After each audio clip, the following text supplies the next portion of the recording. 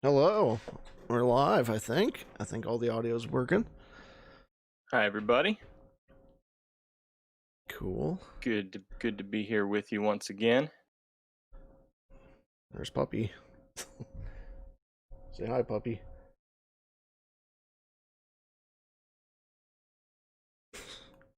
That is Luke. Luke, yes. I am puppy sitting Luke today, so hopefully he won't be too yappy. Hopefully he won't be. Seems like a good boy. Hopefully he won't be whining about picking up any power converters. He needs to go to Toshi Station. Hey, a responsible Anthony. parent would have already taken him there. Yeah, true. Hey, Anthony, welcome.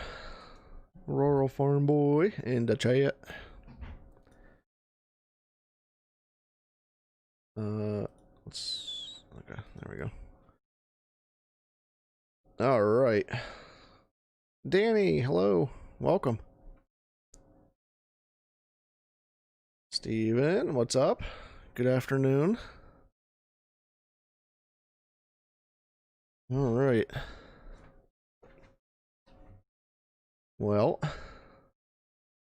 I think I'm ready to kick it off if you are. Let me start recording. Let's kick it off. Get this party started.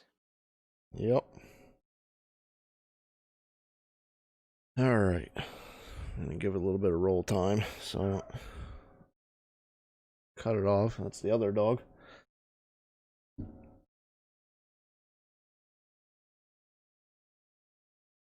You all right, Luke?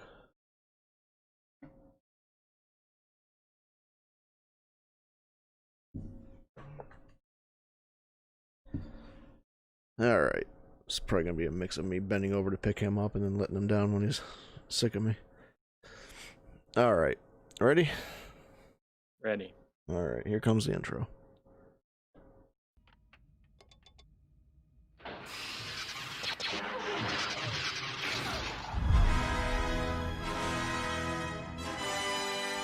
So what I told you was true, from a certain point of view. Hello there, everybody out in the galaxy. This is the From a Certain Point of View podcast, episode 33. And I haven't said this in a while, so I just want to remind the folks out there that if this is your first time listening to us, we're here to bring you our Star Wars news, reviews, and points of view. I'm Josh. I'm Adam.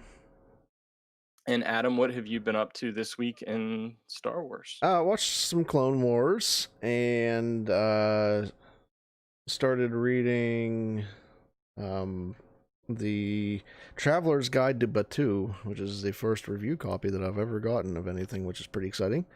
So I've been checking that out. Yeah, it's got some cool stuff in it. So I'm gonna be looking at that this week, and then we'll probably talk about it next week, maybe. I think. Not that I cleared that with you or anything yet, but that was my thought.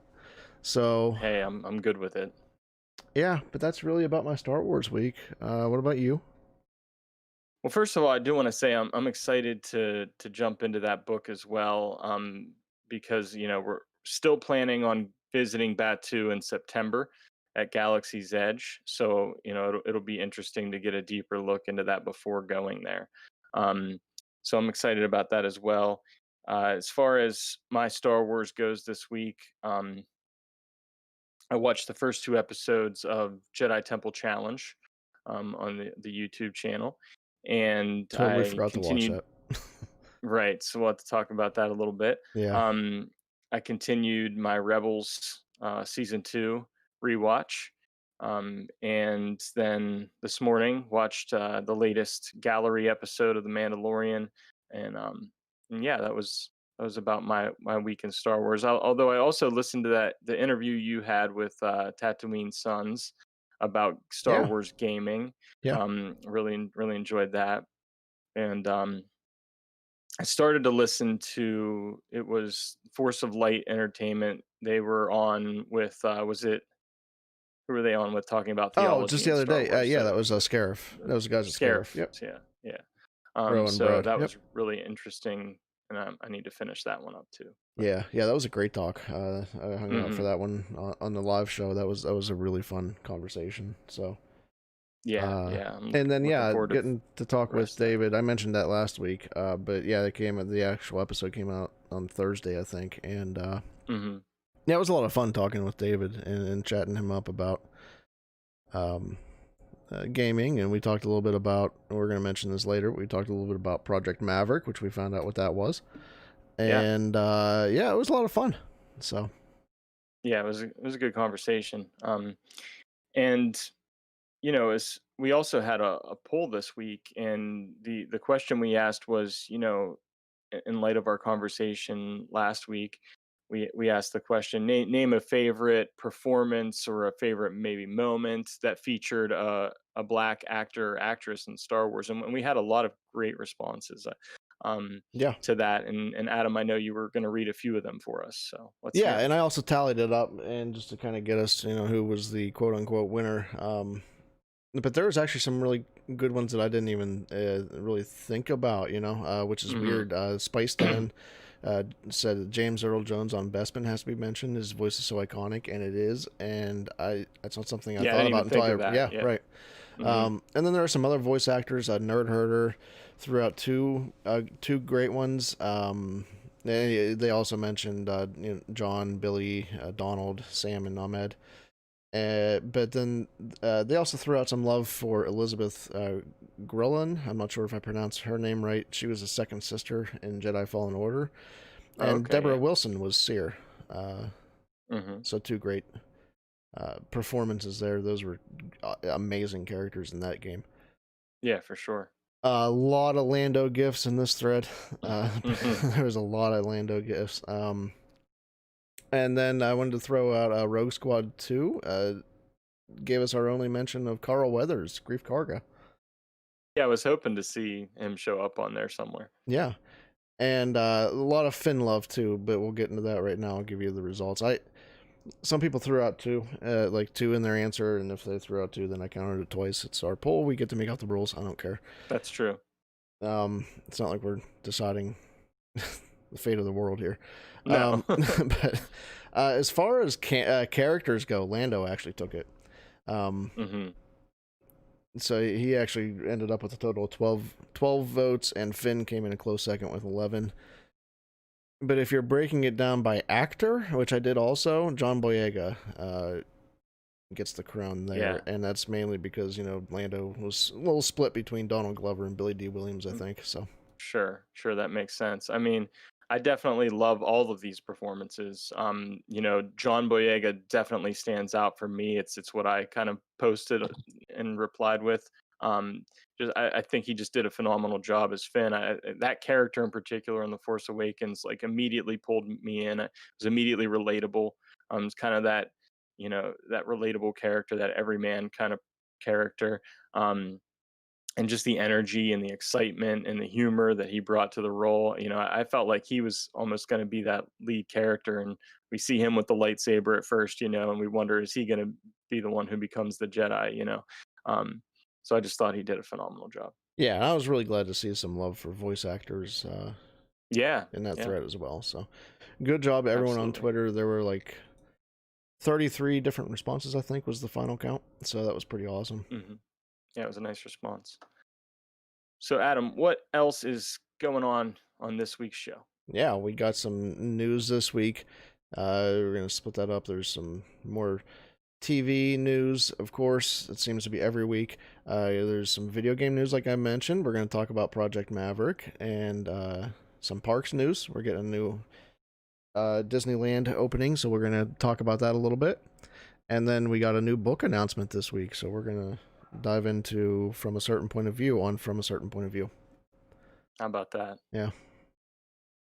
Also the reason I will never get good Google results. That's a good point. Yeah. Oh well, I love our name anyway. Yeah, we're sticking with it. That's right. Cool. All right, so you ready to head into the news segment? Yeah, let's do it. Well, you want the bad news or the really bad news? Kicking off the news segment this week, I just wanted to mention, we, in the past, I'm sure you guys have all heard, we've been affiliated with Far, Far Away News, due to some things that happened around that website, and specifically the owner of the website, we've stepped away from them as of early this week. We're just going to be getting our news wherever we can get our news now, just like how we started. So, but I just wanted to throw that out there. That stuff's on our previous episodes. We can't really change that. But going forward, we have stepped away from far away news, and we're just going to kind of sling at the hip, I guess, for our Star Wars news now. So, yeah, and I'll go ahead and start with our first news article for this week. Came from one of my favorite Star Wars news websites, and that is Star Wars News Net. I actually was got the pleasure of writing this article. Yep. That sometimes it really comes down to timing. If something breaks at a time when I'm available and I can jump on it before anybody else does, I get to write it. So the timing was right for this one, and yeah, that's why I threw that one on there for sure. Yeah, and it is. I appreciate that, and it's all about the first 2 episodes of Star Wars Jedi Temple Challenge, being on the YouTube Kids channel and StarWarsKids.com.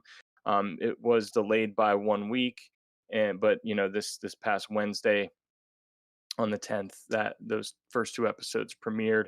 I'm guessing we're going to be getting episodes every Wednesday. There are 10 episodes in total. And we see the return of Ahmed Best to Star Wars as he plays the role of Jedi Knight Kelleran Beck in this Star Wars game show, the first of its kind. So, Adam, I know you didn't get to check these out yet. Yeah, totally forgot about it. It came out Wednesday. Right. Got busy on Wednesday. Was it Wednesday? Something like yeah, that. Yeah. And I got busy and forgot to come back to it. But yeah.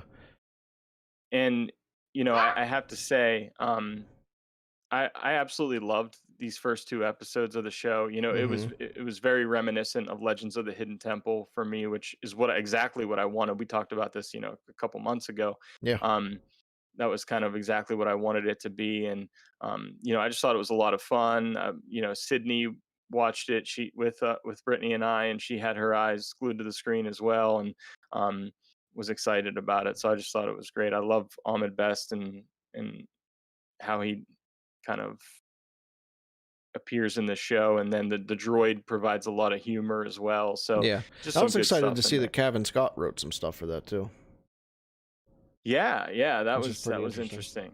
Yeah, and also there's this dark side voice that kind of appears in the temple to tempt the kids to use the dark side, and I was thinking to myself, this voice sounds very familiar, so I paused on the credits at the end, and it was Sam Witwer. Oh, nice. Okay.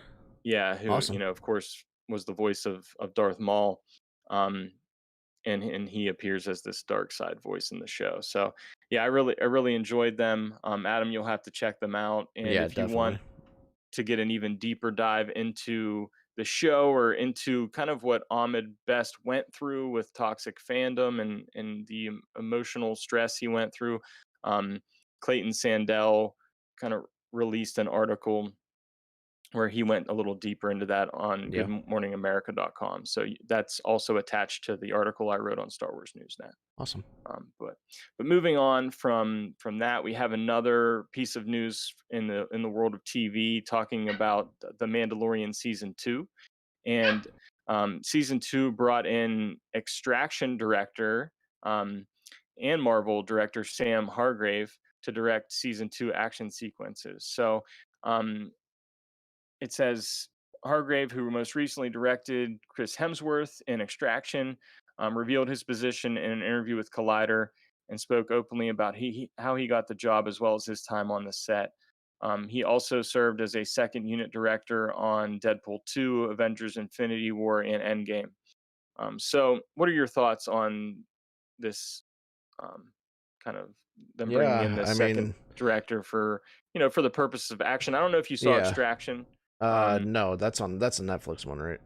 Yeah. Okay, no, I didn't get a chance to see that one. I mean, tighter action sequences sounds great to me. Yeah, I thought the action sequences were pretty tight in the first season, so you improve on that even more. Yeah, go for it.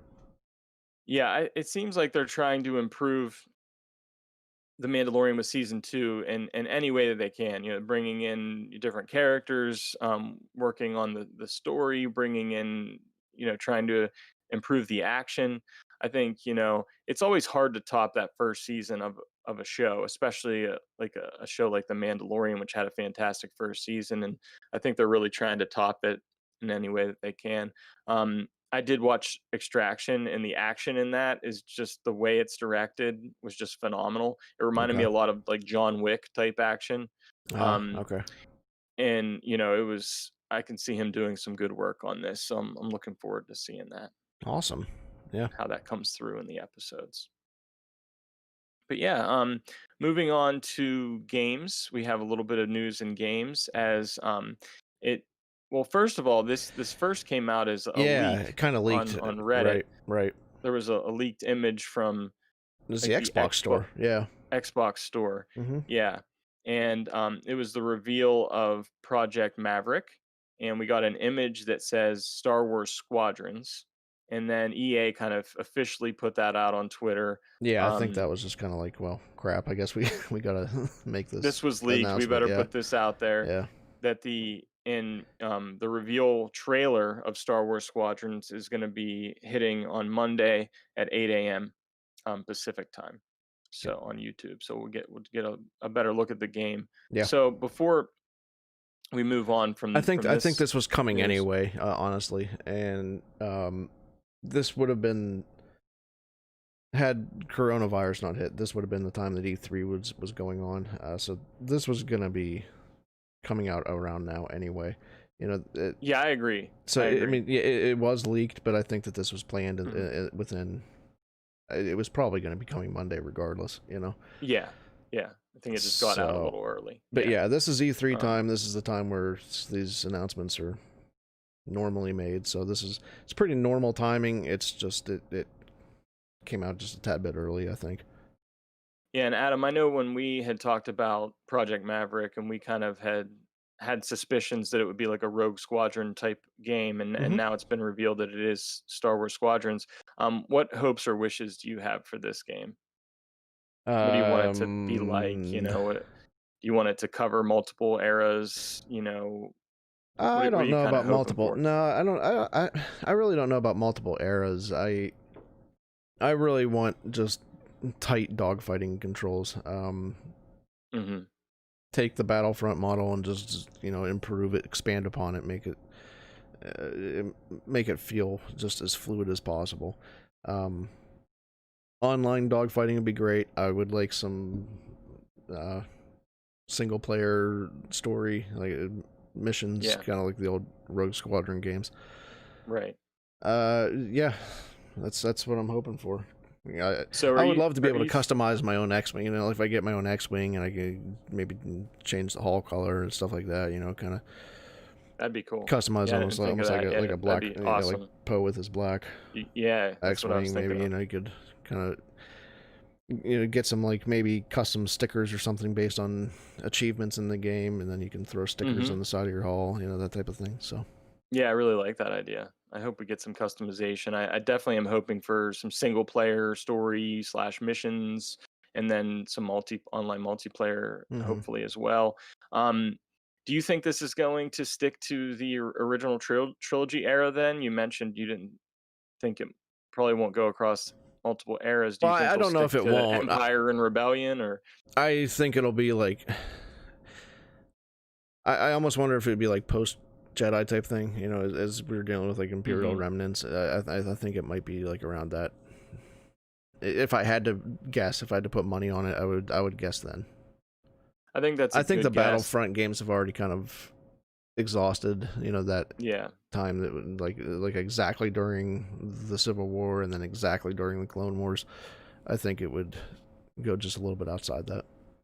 And I think Lucasfilm has been showing that they want to do their own thing now and explore other time periods that maybe haven't been explored yet. So it could. So I think in those years post the Civil War, I think that makes sense for something like this. So that's where my money is anyway. Awesome. Well, I guess we'll find out more on Monday, but I guess I have one more question for you. If you had to pick like one ship to pilot It could be a TIE fighter, it could be an Yeah. X-wing, A-wing, U-wing, whatever. If you could pilot one ship in real life, what would it be? I just answered this question for talking with my Hans YouTube channel to put this question Oh, out on okay. Twitter. I just have to go with I a didn't regular know old that. X-wing. I think The X-wing, the yeah. classic. Yeah, I mean, I love the X-wing, but I fell in love with the U-wing in Rogue One. Okay. For some reason, I just love the design of that ship. I'd have to go with the U-wing. Okay. So we'll see if I get to fly one of those in this game. But yeah, that wraps it up for our news and games for this week. And we now have another article, another piece of news about the parks, and there are now plans for the opening of Disneyland. Mhm. We already had some plans released for Disney World in Orlando, Yeah. and now they've released plans for Disneyland as well. Um, I think they were a little bit behind, but I know the Disneyland Park and Disney California Adventure Park will plan to reopen on July 17th. Downtown Disney on July 9th. Disney's Paradise Pier Hotel and Grand Californian plan to reopen on July 23rd. So, of course, theme park capacity will be limited, and they'll have a new reservation system that you'll have to go through, which is kind of what we're going to be going through as well, to go into Disney World. So I know that their plan for Disney World has been to reach out to people that already had tickets and try to get reservations with those people, and then open up more ticket sales after they do that process. So, Right. what are your thoughts on this? I am excited to see this stuff open up. I am interested to see what the logistics looks like, because it's gonna be like you said, it's gonna be interesting. And then we're gonna be dealing with new systems here, reservation systems, stuff that they haven't ever dealt with before. So there's gonna be some adjustment here, and I'm interested to see how they handle that and what happens, with all that stuff going forward. So. And then not only that, but once you get into the park, there's going to be some interesting adjustments to be made with distancing and all that other stuff. Getting in as far as taking temperatures, I know that's on the docket. So Yeah, a lot of stuff to accommodate and to adjust to, and it's going to be interesting to see how that happens in the days and weeks immediately after opening. Yeah, I know I've been watching some YouTube videos on the openings of like Universal and Disney and everything, and you're definitely going to be looking at temperature checks, wearing a mask, social distancing measures, like certain areas that you can stand on when you're in line, and to keep that social distance and everything. And I think they're even going to be using like virtual queuing a lot more for waiting in line for rides, and using your cell phone to wait in a virtual line, basically. So Yeah, exactly. a lot of those types of measures. Um, and finally, in our last piece of news, we have directly from StarWars.com. It says 40 years of Star Wars The Empire Strikes Back, 40 authors retelling its story. Sounds good to us. The anthology series From a Certain Point of View is set to return with From a Certain Point of View The Empire Strikes Back, celebrating 40 years of Episode 5 and arriving on November 10th. Like its predecessor, The Empire Strikes Back will feature 40 stories by 40 authors reimagining the classic sequel through the eyes of background characters, heroes, villains, droids, and creatures. So I am very excited about this. They kind of stole our name. No, I'm just joking. We probably stole it from them. Yeah, we stole it first. But yeah, what are your But thoughts when do about this? I mean, we can always be Han and steal it back for good. We could. Yeah. Take some blasters in there. I'm excited for it. I like the first one. There's always that quote, Star Wars is best when it's weird, and I think that the first book definitely fits into that category. Yeah. So yeah, we've talked about this, like you said, for a while, and came a little later than I thought it would come. Just seeing as how we've already passed that anniversary date and all that stuff. But yeah, it's cool. It's still on its way. Yeah, at first I thought this was what Project Luminous was going to be. Yeah, I'm glad it didn't turn out, because I'm excited about the High Republic, but that's what I thought at first, that it would be this. Yeah. So what kind of stories would you like to see here with this one. Like, what kind of characters or creatures? The first thing that came to my mind was like seeing a chapter from the space slug's point of view. Oh, Like, yeah, I'm sure you're gonna get it. oh, the ship I mean, flew right into my if throat. we can get if we can get a story about the Dianoga and A New Hope, then we're gonna get a story about the space slug. I think Anything the first else thing come to that I mind? thought of would be like a Lobot story. Oh yeah, So I like that idea. I was thinking about Boba Fett too. Like, I bet we'll get a chapter Right. from Boba Fett's point of view.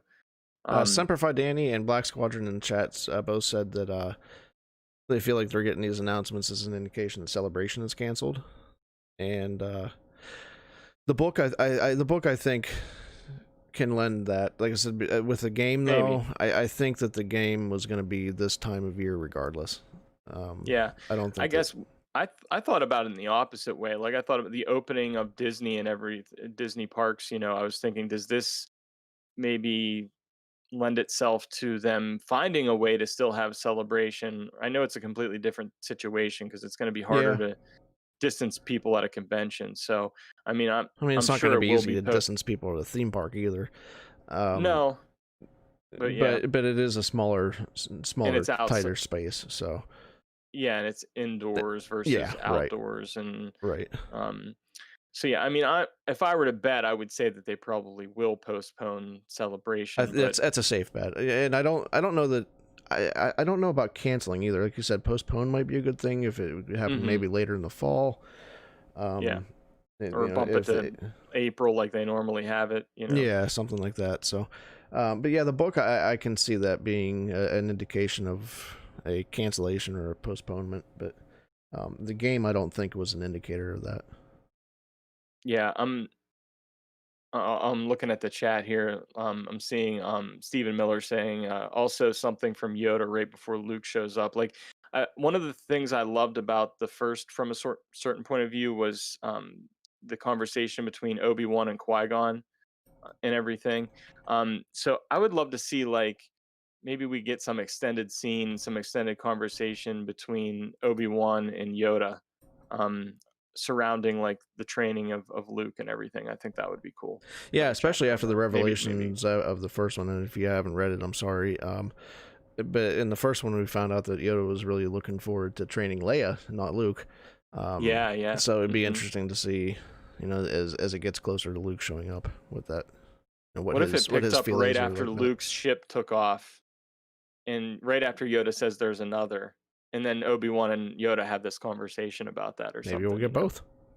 That'd be cool. Yeah. So anything else from a certain point of view, The Empire Strikes Back? That's a great podcast. It is a great yeah. Wonderful podcast. Yeah. Yeah.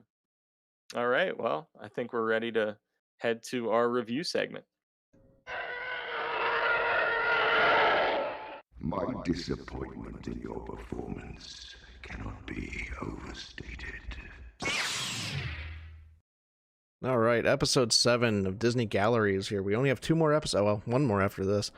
But this is the score. This is all about the music of Mandalorian. And I was talking to Josh before we went live, and I said I have never seen Ludwig Göransson like in person before, what he looked like, and he's not what I imagined, I guess. And I don't know if it's because you see like a composer's named Ludwig and I automatically think he's going to look like Beethoven. I don't right. But it was caught off guard, and he seems like a really cool guy, really down to earth. The beginning of that episode was basically the Mandalorian unplugged, that could have happened on MTV. And yeah, seriously, it was really cool. I mean, it's just him in this like crazy studio that he has, and he kind of starts with, he says, I just bought a bunch of these flutes, and he starts, when he broke out like that recorder, I was like blown away. Yeah. So he starts on this flute, and then he moves over and he goes, oh, okay. Then I started on a drum, and he starts banging the beat out on the drum, and then guitar's my first instrument, so I'm sitting here playing on guitar, and then piano, and then he goes to a bass guitar to double the bass line, and it's like, geez almighty, this is it's like a one-man band, And the way it just all came together, and the way all those different pieces fit into the final product, I was really just blown away by this episode. Cam Ray says in chat, fantastic. Beethoven was probably similar in his day, and that's a good point. That's a good point. That's like just seeing his process of how he's going, back and forth between these instruments and getting that sound, and I could see that. That's a good point. Yeah, definitely. So then we talked about Ludwig starts talking about this interesting idea of having to tell the story through music because you can't see Mando's face. We've talked before in this series about how we had to interpret things from acting and from movements and head moving, and dog wants out.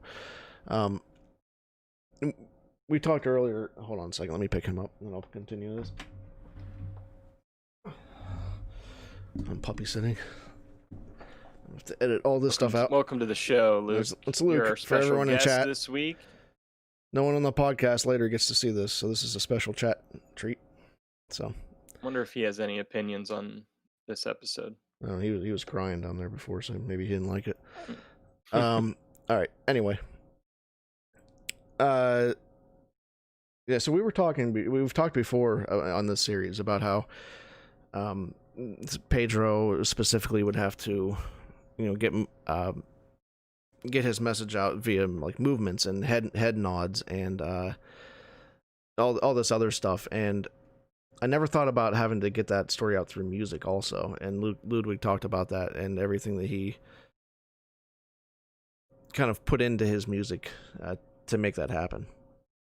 Yeah, that's a really good point because I didn't even think about the music bringing out the emotionality of the character and everything. I thought that was right, really which is weird because that's like the main thing that music would do, right? And that that's something that's one of the main things that we should think about. But it's almost like there was an extra emphasis put on it here, Yeah.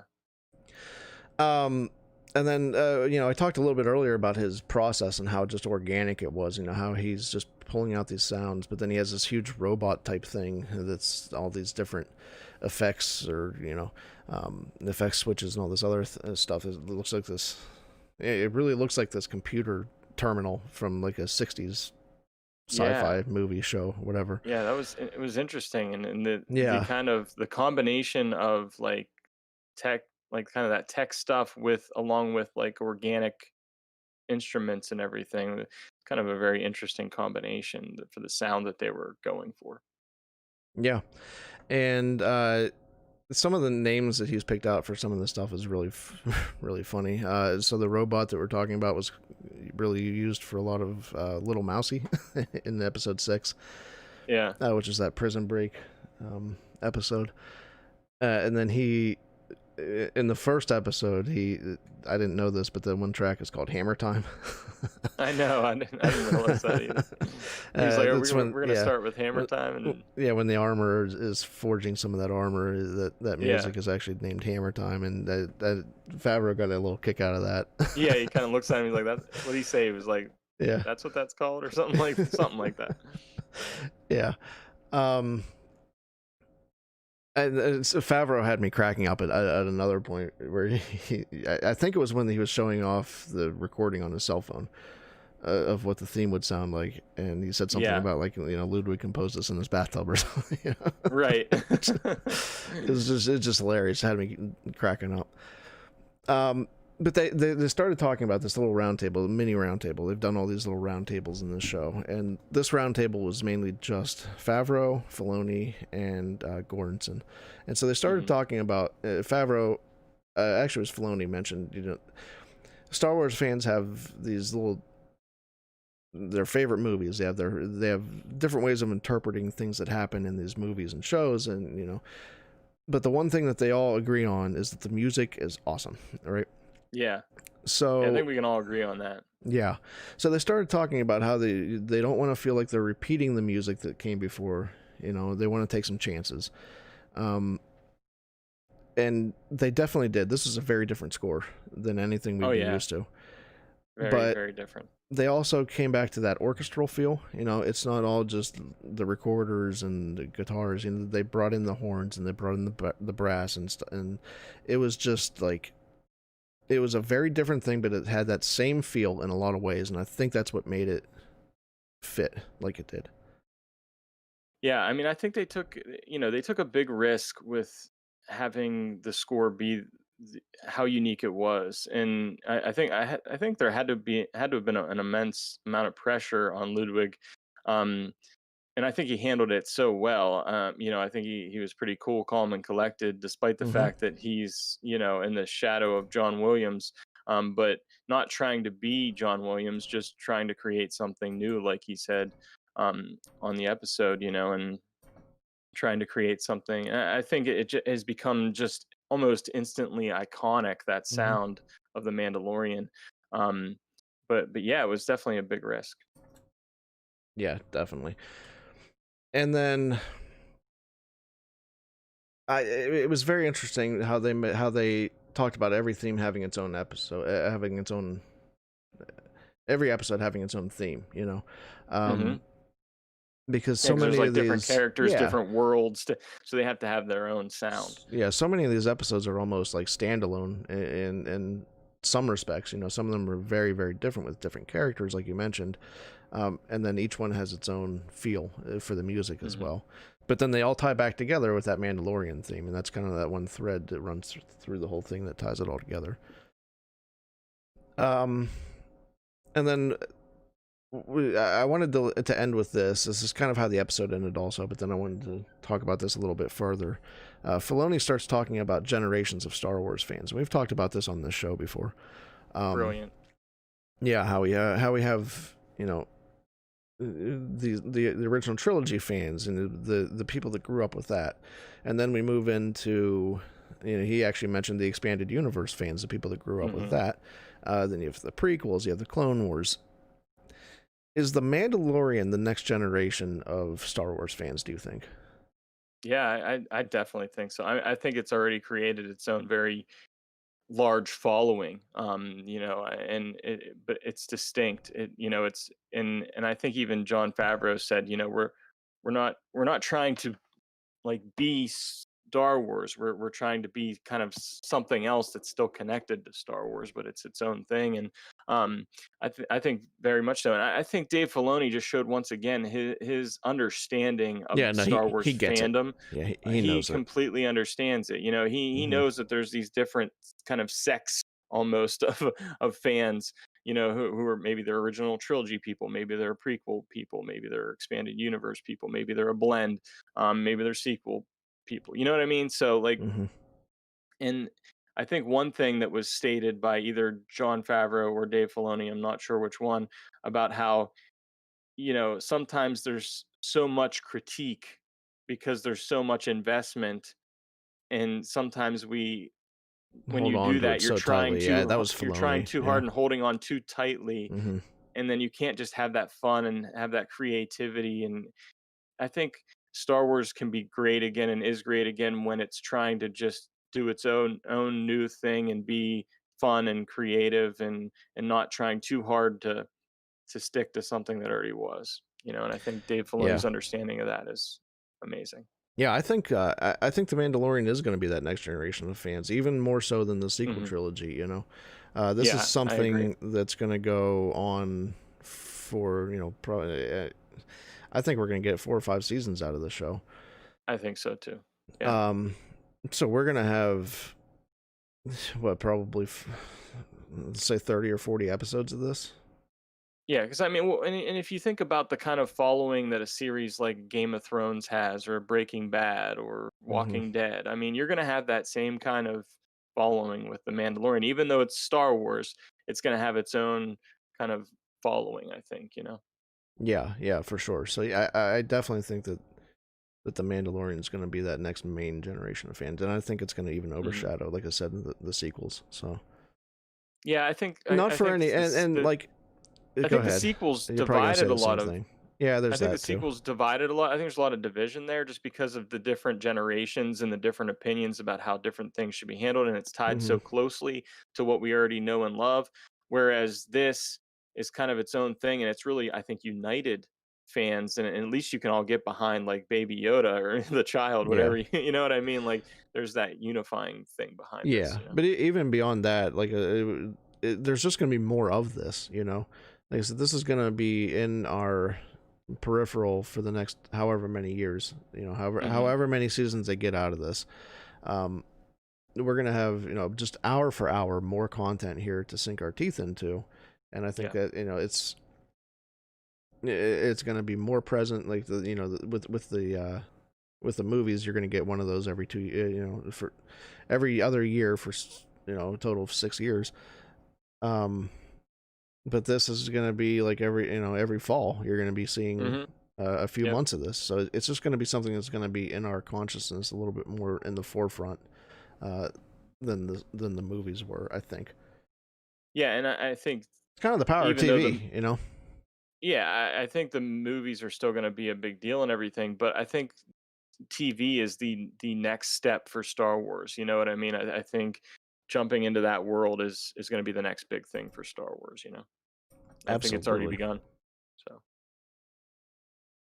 absolutely. Well, I am ready to jump into listener questions. Are you?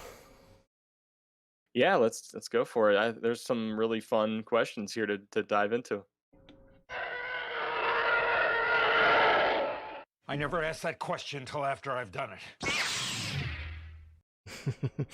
I don't get to use that one very often, so when I do it, I love that. Yeah. All right, man. I put out a couple tweets this week asking for some listener questions, and you guys did well. We got a lot to talk about. You guys here. Showed up. It was great. Yeah, I love it. And if you're in chat, you didn't get a chance to ask a question yet. I know we've got a lot of people hanging out today. Bring it in chat. We'll definitely dive into it. So, but let's just start right off at the top. Force Losers podcast asked us, what is the airspeed velocity of an unladen swallow? Unfortunately, I wasn't too familiar with it. I had no idea where this was going. Yeah. I was like, because, you know, I'm not a huge Monty Python guy. You know, I saw it maybe bits and pieces of it once, but. And unfortunately, I can't answer it either because he didn't specify if it was a European or an African swallow. So we're gonna have to there you go. Yeah, we're gonna have to get some more clarification on that. I'm glad you were able to take that one, Adam. All right. Alberto from Radio Rebellion asked us, what do we think McClunky means? And instead of that word, if we could change it, which one would we have added to Greedo's last moment? Yeah, I think that my question is, does it have to be just one word? Or can it be like a few words? Go for it. You know, I was thinking about this, and we don't really swear on this show that much, if at all. But I don't have a beep button, so I mean, I think there one of two things popped in my mind. Either he's giving him the big old middle finger F you, or just saying like die now or something. Yeah, like I looked this up when McClunky first came out, and it's something like that. I forget. It's a Huttese word, and it's something like that, like prepare to die, or this is your end, or something like that. Yeah. What would I replaced it with? How about just nothing? Nothing. It's interesting that McClunky was put into there. Was George Lucas wanting that? Back when that happened, it's like, can you imagine the contract talks back when he sold to Disney, and right, he's it's like, telling I will Bob, do this if you put McClunky in. Yeah, my only stipulation is that I get to add McClunky at some point in the future. Maybe it means like screw you, Disney, or something. Maybe thanks for the billions and have fun. Yeah. See you later. All right, Cam Ray, who was in chat earlier, he's dropping the funnies for us, but he asked us, how does a scout trooper get back to his base on Endor after his speeder bike crashes? Ewoks. That's good. Yeah, that's a good dad joke. I like it. That is good. I like these dad jokes. Yep. Red 5 over Scarif. Actually, I'm reading their handle, but it's actually Scarif Podcast. Gave us another little funny back and forth they had. Rose says, "Hey, Brad, BB hungry?" And Brad says, "No, BB ate." And Cam jumped in again and said, "R2 did too." Nice. Love it. And as Cam so politely pointed out, I didn't specify the quality of the jokes before we asked for these, so that's on me. I think they're high quality. I don't know. Oh, Alberto just popped in. So we answered your question, and I would replace it with absolutely nothing. I would take it out and no McClunky. I was thinking more along the lines of now you die. Oh, there you go. Something like that. The Spice Den sent us, if there was, this is a good question, if there was only going to be one more season of Star Wars TV ever made, what would you have that be and why? Would you go for an additional season of an existing show or something brand new? This was really tough for me. This is tough. This is like the deserted island question. You can take one thing with you, and that's all you get for the rest of your life, you know? Because for me, it really did come down to two, because I'm incredibly excited about the Obi-Wan series, but I'm also incredibly excited about Mando season 2, especially if the rumors are true and they're pulling in these other characters like Ahsoka, and everything, you know? Right. Initially, I was like, oh, I got to see season 2 of The Mandalorian. Like, that's the one. But it's like, but I also feel like Obi-Wan is going to be this like one contained mini series that could be kind of essential to the overall story, you know, in the timeline and everything in the canon. If I had to pick one, I guess I'd have to pick Obi-Wan. Okay. But I am really, really pumped for Mando season 2. So that was a close second. Yeah. I was also thinking Mando, but I really want to see what happens with Rebels and see what happens with Ezra and tie that sort. So I think I would have to go with the Rebels sequel series. Maybe not another season of Rebels, but whatever you know, whatever that would be past Rebels. So tie that story up. Yeah, I mean, you know, and getting into my rewatch of Rebels, I love it so much, and I would love to see that story continue. So I totally get that answer. Yuppers. All right, we are at Sean from the Star Wars by MRC Tech, another of our Red 5 Gold Squadron members. Sean asks, should the new movies include an episodic crawl, or should something new be created? And this goes back to, you know, the Rogue One talk. But then I think he means actually even going forward. Should we go back to a crawl, or should we do something new? Yeah. I strongly felt that Rogue One should have had a crawl. You know this. I mean, I know you don't fall on the same side. We have different points of view on that, which is cool. Just because I felt like it tied so closely into A New Hope. But I think going forward, it should not be an opening crawl. It should be something new, kind of like what Solo did, where it was like it was sort of a crawl, but not exactly. It was a little bit different. Yeah, right. Yeah. What do you think?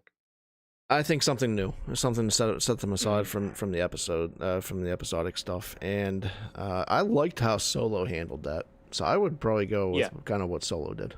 Yep. I'm with you there. Yeah. I still would like Rogue One to have a crawl, but oh well. Yeah, no, I get it. Yeah. Stephen Miller asked us how many movies before we get a trilogy, and then let's take this one by one here. So how many movies do you think we get before we actually get another trilogy? I don't know. I'll let you take this one first. Yeah. I don't think the next one's going to be the start of a trilogy. I'm going to go 2 standalones before we get into another trilogy, so I think it'll be the third. I like that. You know, I think that had the Benioff and Weiss series of movies gone forward, that would have been like a trilogy. But I think now they're kind of, they have to replan everything and reapproach it. And I think, just talks of bringing Taika in to direct a movie, that sounds like it'll be just one single movie. I mean, I could be wrong. Yeah, So I agree. But I do think we'll probably get a couple standalones before we jump into another trilogy. So I'm with you on that one. Yeah. Do you think, and then will Disney focus more on individual films, or will they go for something bigger right away? And I think we just answered. So I think we'll go for more independent stories first, and then get into something bigger. Right. And then what would I like? What would we like? Healthy mix of both. I mean, I do like the standalone. Like, how much I love Rogue One. I mean, it's in my top 3 favorite Star Wars films of all time. So I love what you can do with a standalone, film set with, some new characters and a different storyline. But I also love trilogies. I love having that beginning, middle, something to come back to. Yeah. And final. Yeah. So I'd love to see both. And Steven's with us, and he says that's his thinking as well. I think he thinks it's safer to go with smaller individual films. So. Yeah. And I guess I gotta ask you, do you think is Ryan still doing a trilogy? I really think he will. You think I think so? he still will down the line. I think so they want to too. get enough separation between The Last Jedi and the reactions to that, get enough time, away from that. That's probably why they're taking their time with it. I don't know. Every time he's asked, he still says he's working on things. So I don't know. I agree. I mean, agree. I have to wonder if any of these Star Wars movies are ever going to like premiere on Disney Plus, or if they're going to go with theatrical releases. Just based on what happened with Solo. Because if it is going to be like a smaller type story or like a one-off, I don't know, are they going to go theatrical or what? I don't know. I think for Star Wars they're always going to go theatrical. Yeah, I would hope so. If it's an actual movie, I think it's always going to be theatrical. I just want to get to the point where we're going to have, especially after what happened. Did you see what happened with Artemis Fowl on Disney Plus? Yeah, that was rough, and I don't think that would be a good tone to set, for a Star Wars movie. So I just want us to get back to the point where there's movies coming out again. I feel like this is just a long gap in between the Rise of Skywalker and the next movie we're gonna get. So All right, next question. Roar Farm Boy, aside of Star Wars, but maybe in relation to which TV shows or series have caught each of our attention or interest? And then he specifically mentions Battlestar Galactica and Firefly. And I gotta say, I've never watched Firefly, which I know that's gonna get me shunned in some circles, but that's okay. Probably same for me. Yeah. Well, we'll do it together. And I have watched Battlestar Galactica.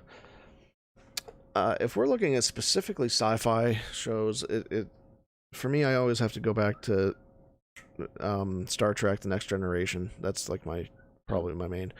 But actually, one of my favorite sci-fi shows is Fringe, which was a show that was on Fox for a number of years. I think it got about 5 or 6 seasons, and it's really good stuff. It's kind of like an X-Files-y type show.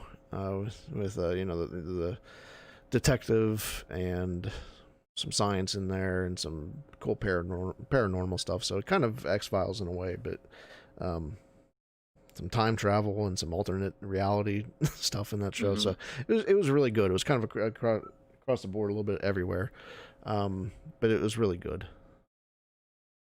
Yeah, to be honest, I haven't gotten into like sci-fi TV series. I just started watching The Expanse. I've heard some good things about that one. However, when I think about TV shows that I've really gotten into that have caught my interest, I've mentioned Game of Thrones several times. It's one of my favorite shows of all time. And that's why I was so excited about Benioff and Weiss doing a Star Wars project, which unfortunately isn't going to happen now. But also Breaking Bad is one of my favorite series of all time. So I'd say those are my top 2, Game of Thrones and Breaking Bad. And then if I'm sticking strictly to sci-fi, I gotta toss in Stranger Things there because that's just one of my favorite Stranger shows. Things. I love that one. Yeah. Yep. And then if it's not sci-fi, I have to talk about The Office, because I love The Office. It's one of those few shows that I can watch over and over again and still laugh at all the same jokes and then find new jokes that I missed. Right. Radio Rebellion says Altered Carbon season 1 is pretty good, weird but good. I've actually didn't make it through the first season. The first few episodes didn't catch me, so. Yeah, same here. I didn't make it through the first season. I watched a few episodes, and just for some reason it didn't grab me, the way. And then Simplify Danny says that she just watched Stranger Things for the first time 2 weeks ago. So great. That's one of those shows, if I could erase my memory of, then watch it all over again, that would be one of them, Have that first experience watching it again, because oh man, that first season I watched it once and then I immediately went back and watched it again. Just so good. Cam Ray is back. He says we need a Star Wars version of The Office. What would that even look like? I'm telling you, I know that would be interesting. What it would look like. Yeah. Saturday Night Live, Matt the Raider. Oh, like that type of thing. Okay, I was gonna say like on an Empire shit. Set on a Star Destroyer. I could see that. That is. I always wondered, like those two stormtroopers at the end of the season, episode 8 of Mandalorian. The ones that end up punching the baby and all that stuff. Yeah. That would make something like that. Yeah. Good one too. Yeah. I could see that. Cool. Pizza and Parsecs, our friends over there, another Red 5 show, asked us, and this is a great question, and I had to really think about this one. If you had the opportunity to see a Star Wars film, any Star Wars film, from a single character's point of view, who would it be and why? So an example would be Padme in The Phantom Menace. The entire film would be viewed from her perspective. Yeah, that's a great question. I had to go with Anakin in Revenge of the Sith. It's a pivotal moment, so I had to see what's going through his head, how he gets to that point where he falls, what he's thinking and feeling that gets him to where he is, or where he falls in with Palpatine so much. This whole dog sitting thing is getting rough. So I just to see where his head's at, where he falls in with Palpatine there, and just what he's thinking leading up to his fall. I think I would need to see that from his point of view the whole way through. Yeah, I mean, I had different thoughts, like, maybe just seeing a film entirely from like Ben or Kylo Ren's perspective, or even Boba Fett during Empire Strikes Back. Like, it'd be interesting to see that perspective. But the first thing that came to my mind, and Radio Rebellion absolutely stole it from me. No way. Because I was gonna make a joke in chat about this. This is exactly what I was gonna say. I want to see a movie. Oh, man. I want to see The Force Awakens from Luke's perspective. I couldn't watch it. What the heck was he up to on that island? Like, it's just he a bunch of green milk. He just shows up at the end. Yeah. I can't. I couldn't do it. Like, that's Radio Rebellion. You nailed it. That's what I wanted to see. So that was my answer. Good job, Alberto. Yeah. I couldn't do it. I couldn't handle that one. I would pass on that. Yeah. Can't blame you. All right, Red 5 Network sent us a question, and this is right up my alley. Thoughts on our new technology that we haven't seen in gaming yet?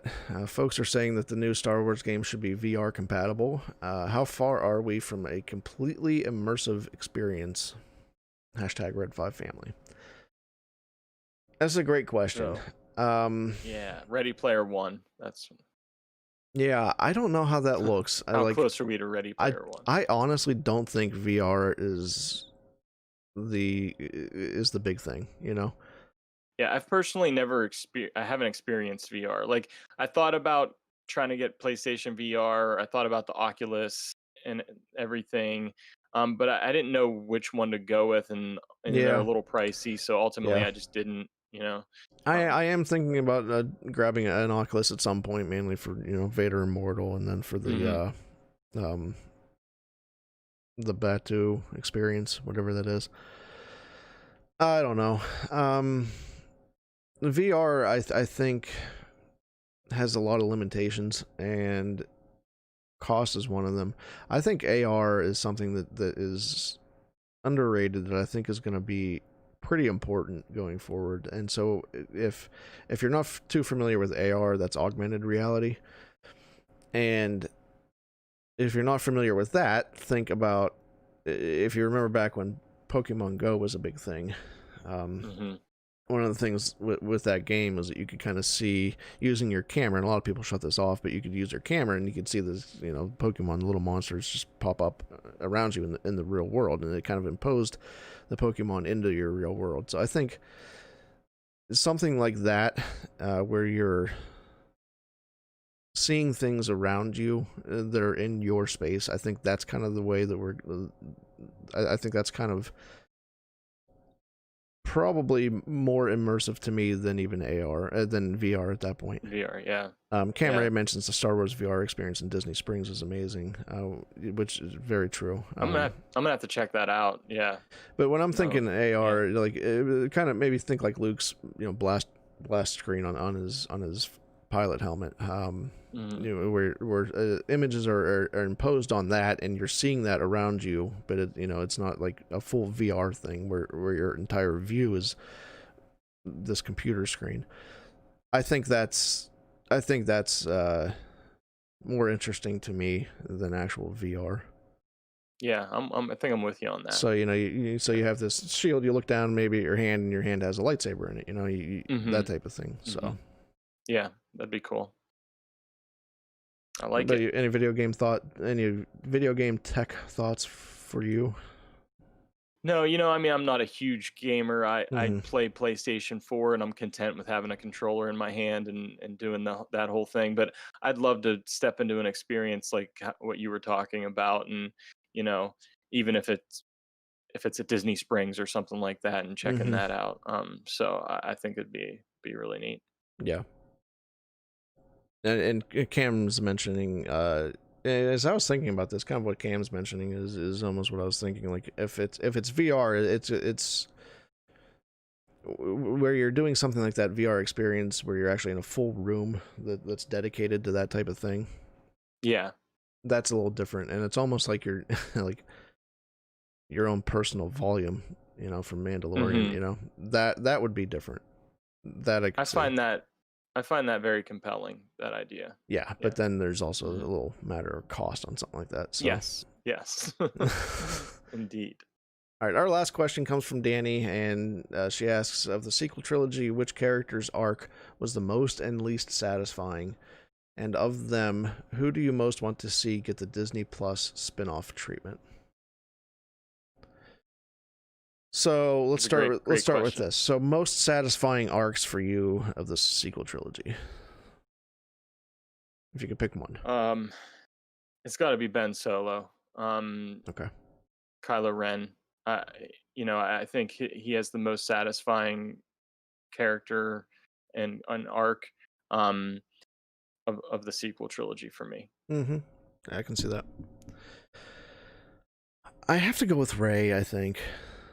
Seeing where she came from being a literal like garbage collector to finding out she was nothing, to finding out she came from the worst possible thing, to owning all that, and then deciding where she wants to come from.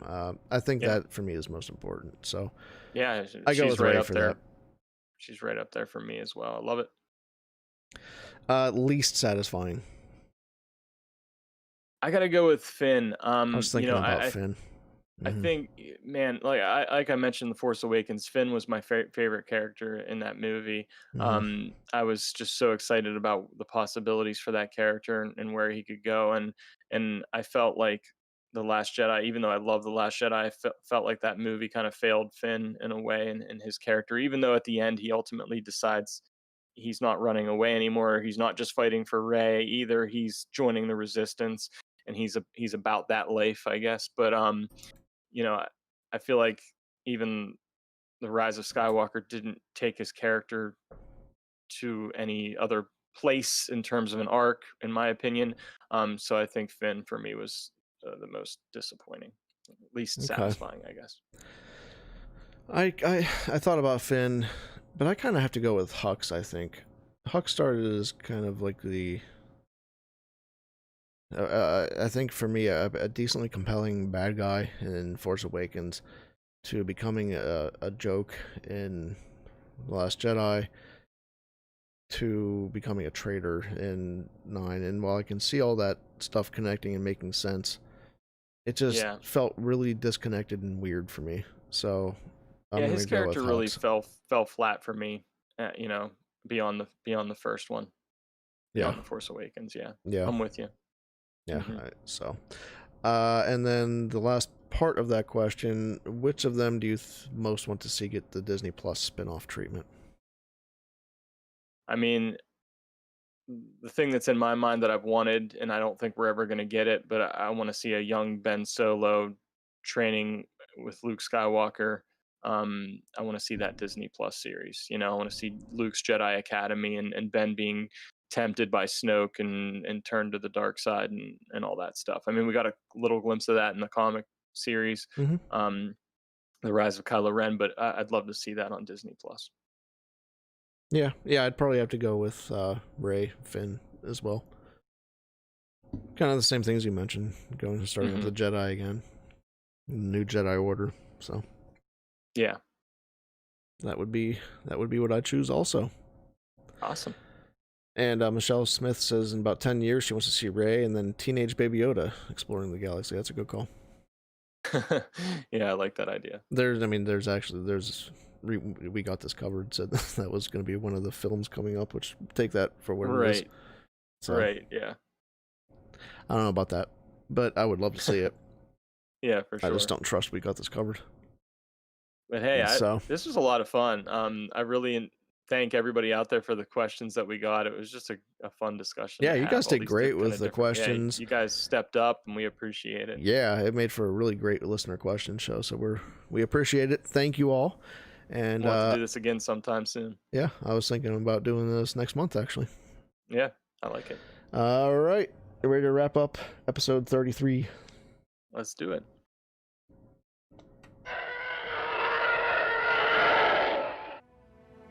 I'm just glad you're here. At the end.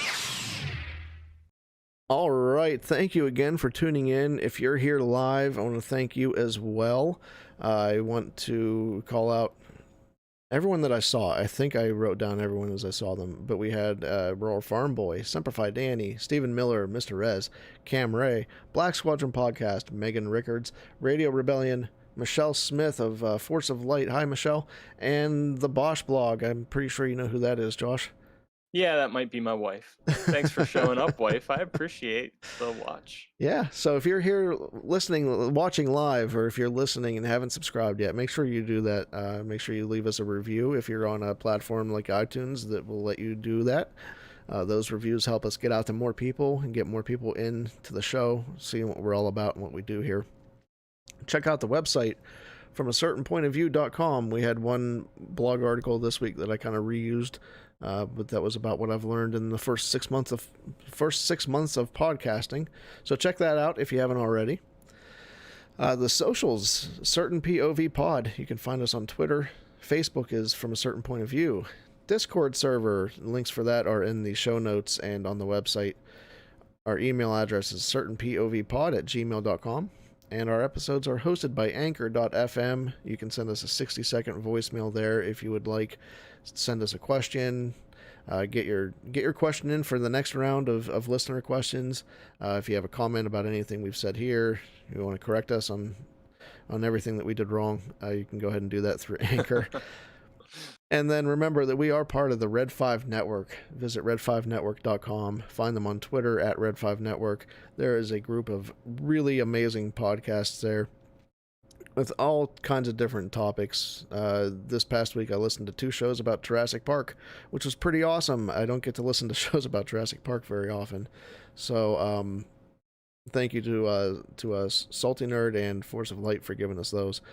So, Josh, where else can the good people find you on the internet? You can find me on Twitter at JediJarJar1722 and writing occasional articles when the timing is right on StarWarsNewsNet.com. Awesome. And Dale Erdman just stopped in to say hi in chat, so I'll give him a hi here since I gave everyone else a hi. Yes, hello there. You can find me on the internet, on Twitter, usually at thegauze85 is where I do all my non-Star Wars stuff. In the past, I've been writing for another site, which I'm not writing for anymore, but I am getting back into some Disney blogging, so you can find that at diztech.wordpress.com. So, that wraps up episode 33. Josh, what do you think?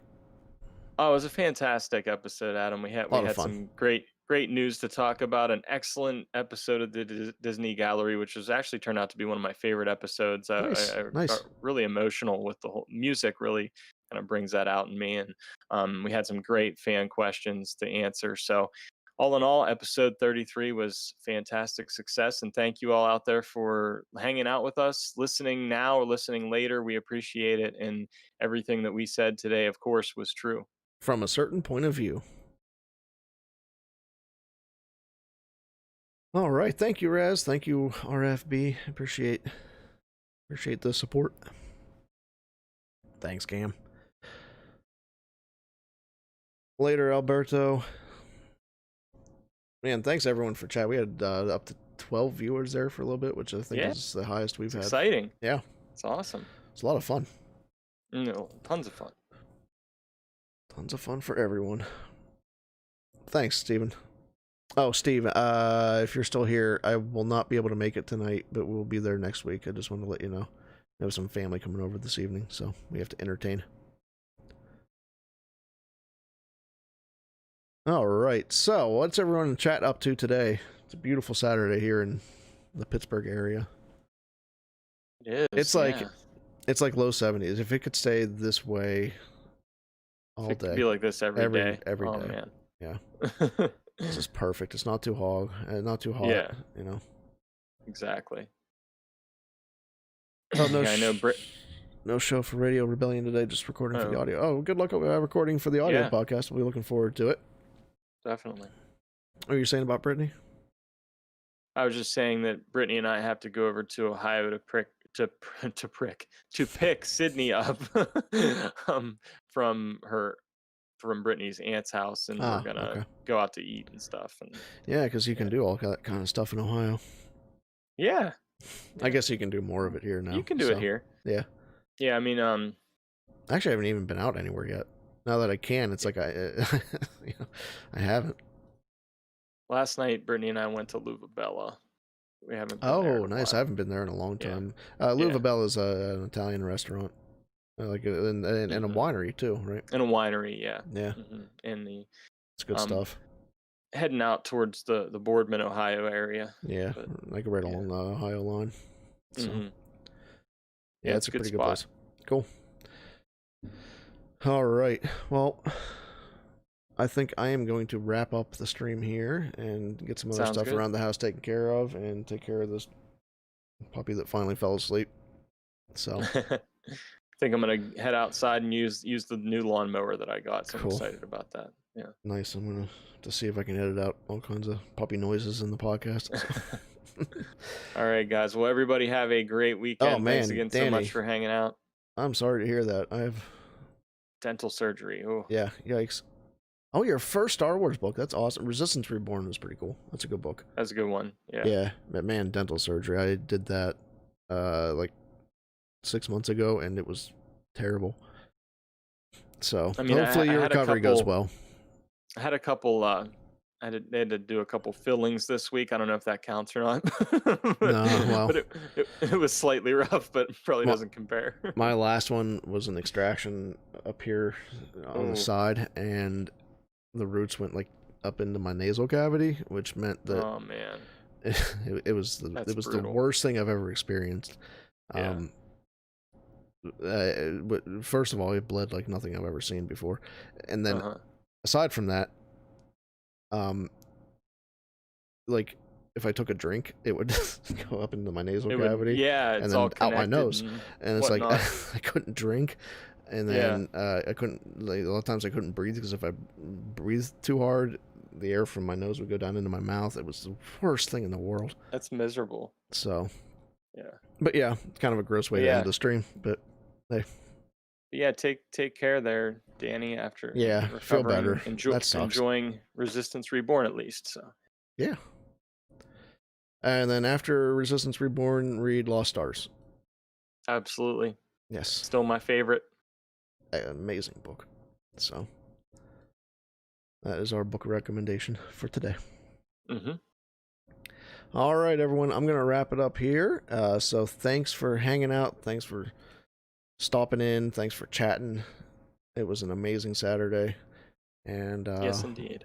may the force be with you all.